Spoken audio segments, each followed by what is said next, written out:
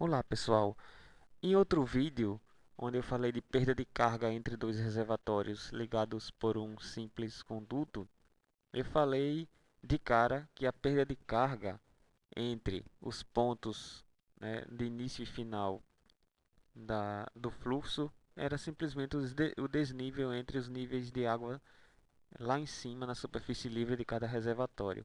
Eu vou mostrar de onde vem isso, tá? Naquela Naquela questão, eu cheguei a dizer que eu faria outro vídeo falando nisso, então vamos lá. Como calcular a perda de carga total em um conduto ligando dois reservatórios com níveis constantes? Usar pressões manométricas ou também chamadas de pressões relativas. Então, o problema é este, tá? O problema é este. Dois reservatórios, A e B, quer dizer, A e B são os pontos onde sai o conduto, não é isso? As superfícies livres do reservatório estão nos pontos A' e B', e a gente quer saber qual a perda de carga. Então, a gente vai aplicar a equação de Bernoulli para saber a perda de carga no fluxo total que sai lá de A', lá em cima, no nível da superfície livre do reservatório superior, até a superfície livre do reservatório inferior. Tá? Como é que a gente calcula isso? Bom, sempre temos que ter o datum, né, a referência para as cotas, então vamos lá. A cota lá no NA, ou nível da água, lá no NA do reservatório superior, é Z'. A cota no reservatório inferior, lá na superfície livre do reservatório inferior, é ZB'. Tá? Se eu aplicar um Bernoulli entre um ponto e outro, vamos lá. Temos a equação de Bernoulli. PA' sobre gama mais EA' mais VA' ao quadrado sobre 2G é igual a PB sobre gama, PB' sobre gama, mais EB' mais VB' ao quadrado sobre 2G, mais a perda de carga de A', que é lá em cima, na superfície livre do reservatório superior, até B', superfície livre do reservatório inferior. Ora, o que é que a gente vê nos cursos de mecânica dos fluidos, ou fenômenos de transporte 1, como é o caso aqui da UFAL? A gente considera geralmente que a velocidade de saída aqui no ponto A é tão grande em relação à velocidade lá na superfície livre, que ela pode ser considerada praticamente zero por lá. E aí o mesmo acontece com um ponto, uma partícula fluida na superfície livre, aqui em cima no reservatório inferior. De modo que a gente costuma desprezar esses termos de carga cinética entre um ponto e outro. O que é que a questão diz e o que é que geralmente se faz na hidráulica? A gente usa pressões relativas. E o que é que significa utilizar pressões relativas ou manométricas? Significa que a gente coloca a pressão atmosférica como referência.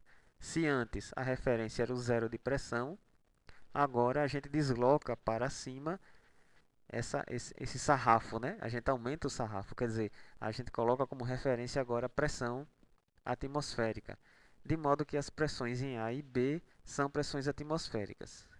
Elas seriam cortadas, então, por causa disso, uma com a outra aí na equação.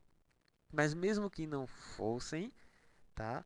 Por exemplo, algum problema que algum exercício que vocês forem fazer que só tem reservatório de um lado e você quer saber em outro é, em outro ponto, a pressão B em outro ponto, que não é em outra superfície livre, a pressão em A' seria desprezada, ou melhor, tomaríamos como referência a pressão atmosférica, que no caso matematicamente isso significa que a gente colocaria zero aqui, tá?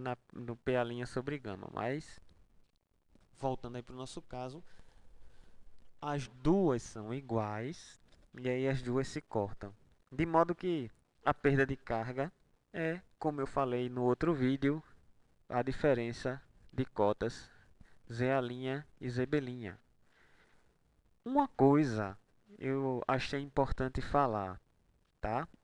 Geralmente vocês vão ver em alguns livros a, o autor dizer que está aplicando a equação de Bernoulli entre as superfícies livres dos reservatórios, mas ele está usando, ao invés de A' e B', está usando A e B, ou seja, eles estão usando a nomenclatura dos pontos de saída e de chegada aqui.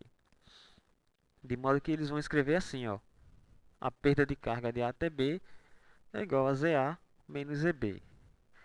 E eles vão escrever a equação de Bernoulli, PA sobre gama, mais EA, mais EA ao quadrado sobre 2G e assim sucessivamente. Desculpem. Não se assustem com isso.